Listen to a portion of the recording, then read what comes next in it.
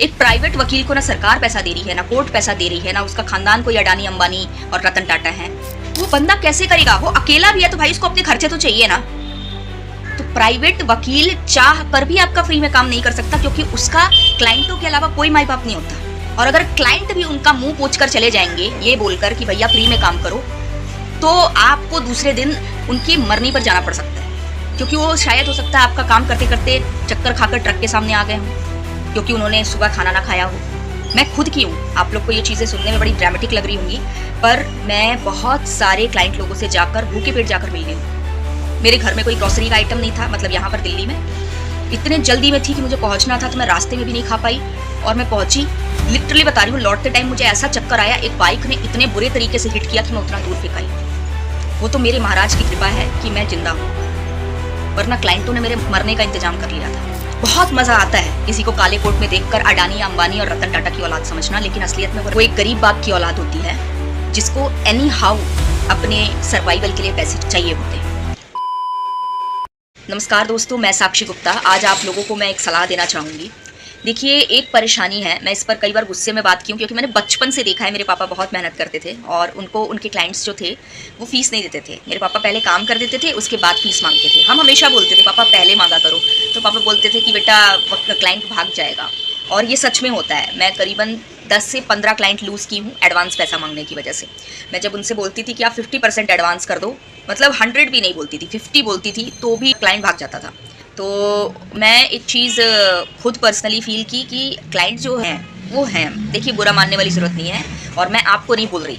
अगर हो सकता है कि आप मेरा ये वीडियो देख रहे हो और आपने कभी भी किसी वकील के साथ धोखाधड़ी ना की हो, तो आप उनमें से नहीं है। आपके बगल वाला हो सकता है, या फिर आपके अलावा कोई और हो सकता है। मैं आपको बता रही हूँ, देश में बहुत सारे ऐसे क्लाइंट्स हैं जो वकीलों को बेवकूफ़ बनाते हैं।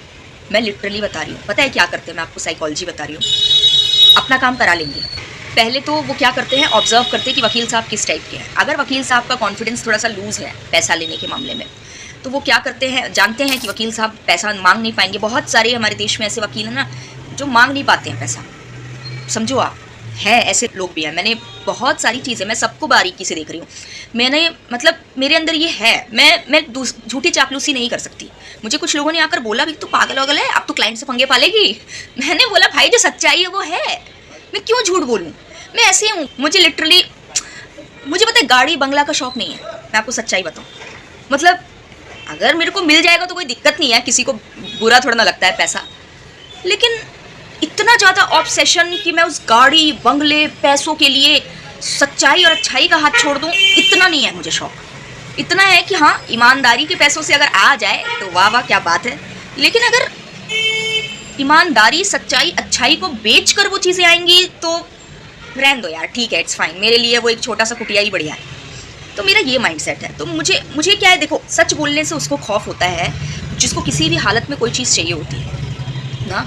मेरे को ऐसा है कि यार ठीक है यार, जैसे जी रहे हैं वैसे जीते रहेंगे, कोई टेंशन नहीं। जैसा जी रहे हैं वैसे जीते रहेंगे, कोई टेंशन नहीं। मेरा ऐसा है, जो सच है वो बोलो। अगर जज में कोई बुराई लग रही है जज का बताओ, अगर वकील में कोई बुराई लग रही है वकील का बताओ, सीनियर वकील में कोई बुराई है सीनियर वकील का बताओ, जूनियर वकील में कोई बुराई है जूनियर वकील का बताओ, क्लाइंट में कोई बुराई है क्लाइंट में बताओ, तुम में कोई बुराई है साक्षी गुप्ता तो अपनी बुराई भी पब्लिक के सामने लाकर रख दो। और मैं रखती हूँ, मेरे बहुत सारे वीडियोस में आप देखते होंगे, मैं अपना खुद का बुराई भी बता देती हूँ, भैया मेरे में ऐसा ऐसा परेशानी है। तो मैं लिटरली बता रही हूँ, क्लाइंट लोगों ने मेरे पापा का बहुत शोषण किया है। वो काम करते थे, डरते डरते वो पैसा मांगते थे और क्लाइंट मना कर देता था। 500 की बात होती थी, वो 50 दे के जाता था। जब केस करवाना होता था तब तो बोलते थे करिए करिए, और जब काम हो जाता था तब फिर गायब हो जाते थे बहाना मार के। ज़्यादा ज़बरदस्ती करने पर बोलते थे कि आपके जैसे बेईमान वकील हमने आज तक नहीं देखा। अब उनको पता है कि सामने वाला तो ईमानदार आदमी है, उसको अगर इस तरह का वर्ड बोलोगे तो क्या होगा।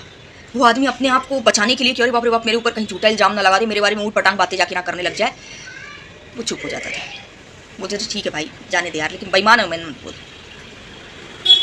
तो मतलब मैंने देखा है बहुत सारे क्लाइंट सिर्फ वकील को इसलिए बदनाम कर देते हैं क्योंकि बेचारा पैसा मांग लेता है अपने हक का। तो देखो, एक तरफ देखने से नहीं होगा, दोनों तरफ देखना पड़ेगा। मैंने हमेशा क्लाइंटों का पक्ष लिया है, लेकिन बहुत से क्लाइंट ऐसे भी हैं जो वकीलों का शोषण कर रहे हैं। अब बात आता है कि चलो ठीक है, क्लाइंट भी बहुत सारे हैं जो बदमाशी करते हैं, वकीलों के साथ, उनकी मेहनत की कमाई के साथ छेड़खानी करते हैं, उनको धोखा देते हैं, उनसे झूठ बोल के काम करवा लेते हैं। तो इसका उपाय क्या है? उपाय ये है कि देखिए, बार काउंसिल ने फ़ीस जारी की हुई है, हर चीज़ का फ़ीस बनाया हुआ है कि भाई वकालत के क्षेत्र में इस काम की इतनी फ़ीस, इस काम की इतनी फ़ीस। हर बार काउंसिल अपना फ़ीस चार्ट एक बनाकर रखती है। अगर नहीं बनाई है तो आप बनवा लो वहाँ से फ़ीस चार्ट, स्पेशल बोलकर बनवा लो कि भाई मुझे अपने क्लाइंट को आपके ही तय किए हुए फ़ीस के अकॉर्डिंग डील करना है। आप वो फ़ीस चार्ट बनवा लो, बढ़िया सा प्रॉपर एक बुकलेट तैयार कर लो, उसमें वो फ़ीस चार्ट डाल दो और साथ ही साथ आप फॉर्म्स छपवा लो। उस फॉर्म में आप जब क्लाइंट आए उससे साइन कराओ कि देखो एजम्पशन बेसिस पे इतनी इतनी पेसी लग रही हैं, पेसी के हिसाब से फ़ीस तय करो। बोले देखो पेसी मैं अपनी तरफ से पूरी कोशिश करूँगा कि पेसी में कम से कम में आपका केस निकलवा दूँ, कम से कम पेसी में। और बाकी देखो क्लाइंट इतना बेवकूफ़ नहीं होता, उसको समझ में आ जाता है कि वकील साहब जानबूझकर खींच रहे हैं या फिर पेसी जो है वो ऑटोमेटिकली कुछ ना कुछ दूसरे एस्पेक्ट्स की वजह से बढ़ रही है। तो जो पेसी है, पेसी के हिसाब से आप फ़ीस तय कर दो कि पर पेसी इतनी फ़ीस बनती है according to the BCI rule, और उस हिसाब से आप क्लाइंट से वो पर्टिकुलर फॉर्म साइन करवाओ। हो सकता है कोई केस इतना कॉम्प्लिकेटेड हो कि उसमें थोड़ा सा ऐड ऑन करना पड़े फ़ीस, आप अपनी तरफ से थोड़ा बड़ा ऐड ऑन कर दो, पर क्लाइंट के साथ ट्रांसपेरेंसी रखो। पहले ही दिन उससे साइन करवाओ कि देखिए इतना इतना, और साथ ही साथ बगल में अपना भी साइन करो इस एक्नॉलेजमेंट में कि अगर आपका काम मैं सही तरीके से नहीं करता हूँ, सेटिस्फैक्ट्री तरीके से नहीं करता हूँ, तो आपके सारे पैसे वापस। क्लाइंट से भी साइन करा लिए, आप भी कमिटमेंट कर लिए, वो कागज़ रख लो। मैं सच बता रही हूँ, क्लाइंट का काम ढंग से हो जाएगा ना, इतना ज़्यादा देखो काम करवाने के बाद पैसा ना देना इज़ अनदर थिंग, लेकिन अगर एक क्लाइंट एक बार पैसा दे दिया है और देखा है अपनी आंखों से कि इस पेशी में वकील साहब ने कितने अच्छे से काम किया है, बहुत ही कोई गिरा हुआ क्लाइंट होगा जो झूठ बोलेगा कि वकील साहब आपने अच्छा काम नहीं किया और मुझे मेरे पैसे वापस चाहिए।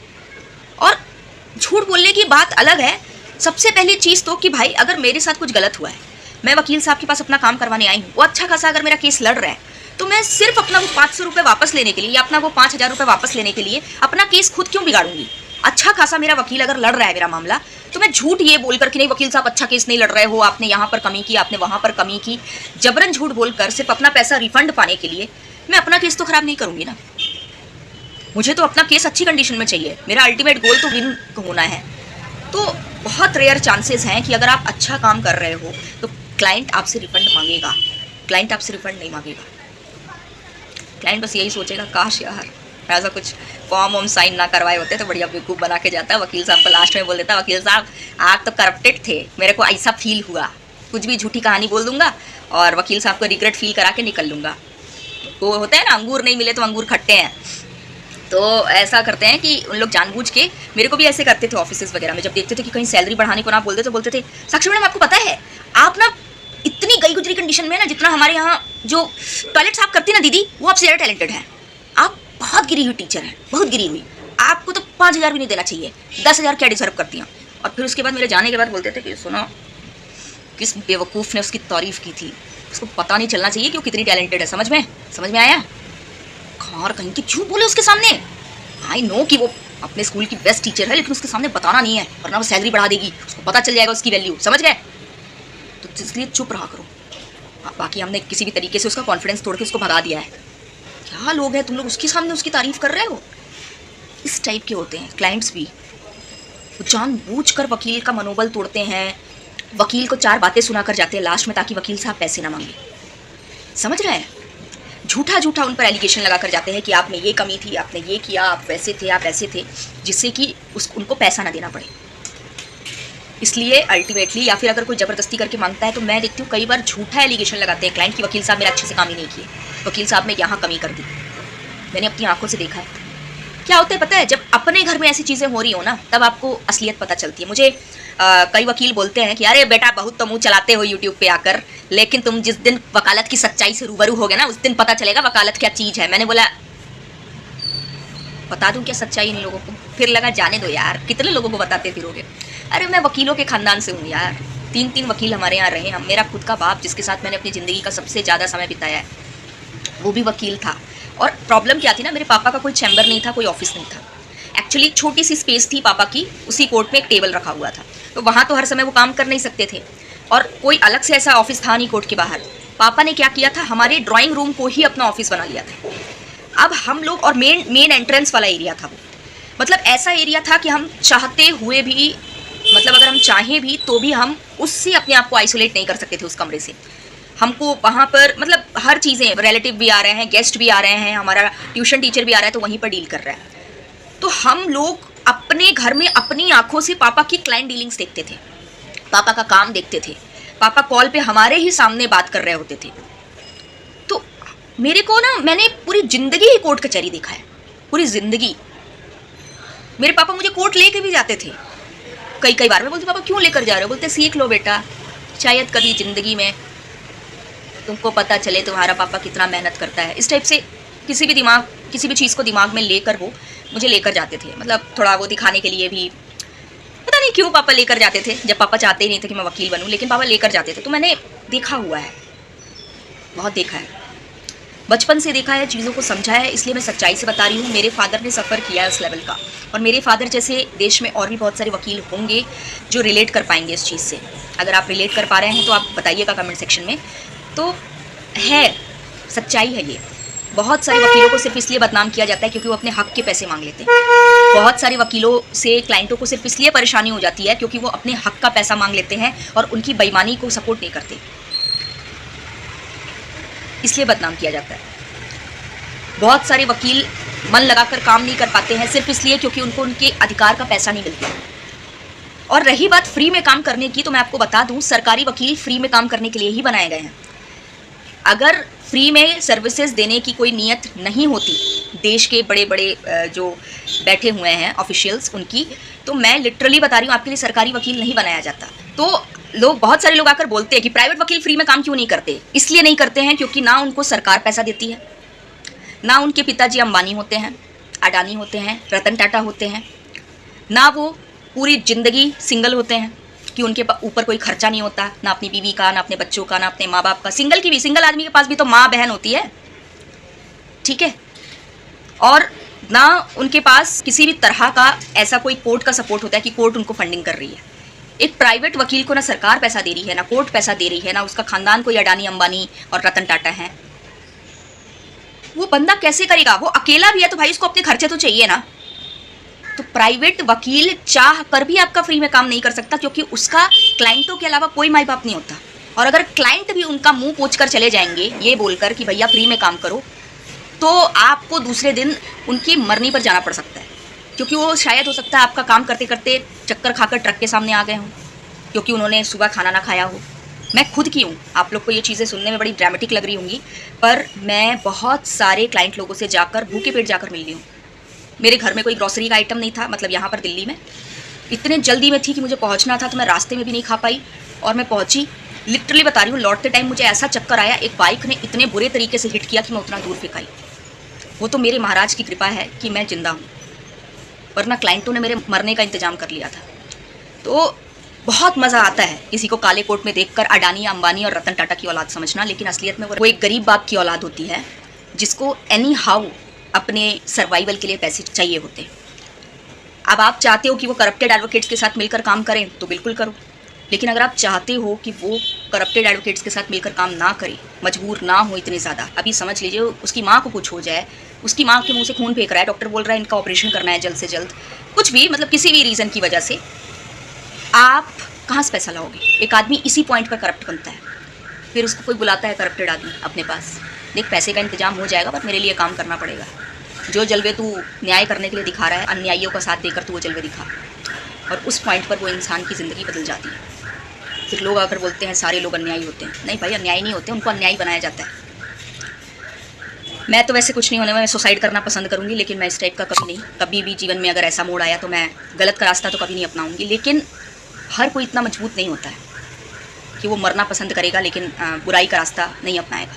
इसलिए कह रही हूँ कि क्लाइंट डीलिंग्स जो हैं वो जेन्युइनली जूनियर एडवोकेट्स को, सीनियर एडवोकेट्स को, सबको सीखने की ज़रूरत है। और क्लाइंट जो हैं उनको भी समझने की ज़रूरत है कि न्याय का बीड़ा, न्यायपालिका को अच्छा करने का बीड़ा सिर्फ़ और सिर्फ जजों के, सिर्फ़ और सिर्फ वकीलों के, सिर्फ़ और सिर्फ पुलिस वालों के ही हाथ में नहीं है, वो आपके भी हाथ में है। आप मुफ्त मदद लीजिए, बिल्कुल लीजिए, मुफ्त मदद बिल्कुल लीजिए, आपको कोई मना नहीं कर रहा, लेकिन वहाँ से लीजिए जहाँ से मुफ्त मदद लेना जायज़ है, एंड दैट इज़ मुफ्त कानूनी सलाह के जो केंद्र हैं वहाँ पर जाइए, वहाँ सरकारी वकील आपको मिल जाएंगे, जज साहब से बोलिए वो आपको दिलवा देंगे और वहाँ पर जाकर आप अपना काम करवाइए।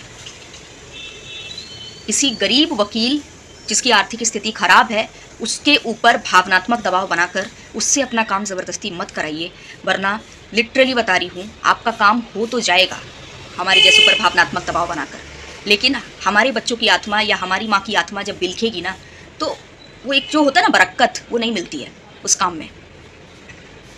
मेरे पापा भी कर देते थे अपने बच्चों का मुंह पूछ के। जब मम्मी बोलती थी कि ना जी तुमको तो इसमें मिलने वाला था 5,000, कहाँ गया 5,000? अरे क्या बताऊँ मैं, 1200 ही देकर गया। तो ना जी वो फीस कैसे जमा होगी? हम लोग प्रिंसिपल के सामने, प्रिंसिपल ऑफिस में, स्कूल में, टीचर्स के सामने जलील हो रहे हैं। वो तो चला गया, बढ़िया, जीत गया मामला। ऐसा होता था। हम कितना रोए हैं, हमारी रोती हुई हम बच्चों की जो आत्मा है, हमारी पढ़ाई डिले हुई, हमारे साथ बहुत कुछ होता था। हम टाइम पर हॉस्पिटल नहीं पहुंच पाते थे अगर हमारी तबीयत ख़राब होती थी। सुखी रहे होंगे वैसे लोग। किसी के भी हक के पैसे नहीं खाने चाहिए, चाहे वो वकील हो, चाहे डॉक्टर हो, चाहे वो एक सब्जी वाला हो, चाहे वो एक जूता बनाने वाला हो। किसी का भी हक का पैसा खाकर आप कभी खुश नहीं रहते। इसलिए जो एक बार तय हो गया है फीस, आप उस पर फिक्स रहो। श्री रामचंद्र की तरह बनो। राम जी जो थे, अगर दूसरे धर्म के लोग सुन रहे होंगे तो आप अपने भगवान से भी रिलेट कर लेना। खुददारी वर्ड हर धर्म में लिखी हुई है। खुददारी, ईमानदारी और अपनी ज़ुबान का पक्का। ज़ुबान का पक्का तो मैं कहती हूँ हर धर्म में है। तो ज़ुबान के पक्के बनो। जो एक बार फिक्स हो गई है वकील के साथ फीस ना, उस पर बने रहो। हाँ, मैं ये नहीं कहती कि नाजायज़ फ़ीस जो वकील लोग मांगते हैं उसमें आप समर्थन करो। आप बोलो आप बार काउंसिल के द्वारा बनाया गया फ़ीस चार्ट लेके आओ। मैं तो बार काउंसिल के द्वारा बनाया गया फ़ीस चार्ट लेकर आने को तैयार हूँ, मुझे कोई टेंशन नहीं है। और मुझे बड़ा अच्छा लगता है उन लोगों का फ़ीस चार्ट, काफ़ी अच्छा उन लोगों ने बनाया है। मैं देखी तो मेरे दिमाग हिल गया, मैंने बोला ये धंधे खत्म करा देंगे बार काउंसिल वाले। क्योंकि वकील लोग एक एक लीगल नोटिस का इतना तगड़ा फीस लेते हैं तो कोई सीरियसली नहीं लेता बार काउंसिल के फ़ीस चार्ट को। लेकिन मैंने सोचा है I will give that respect, ठीक है।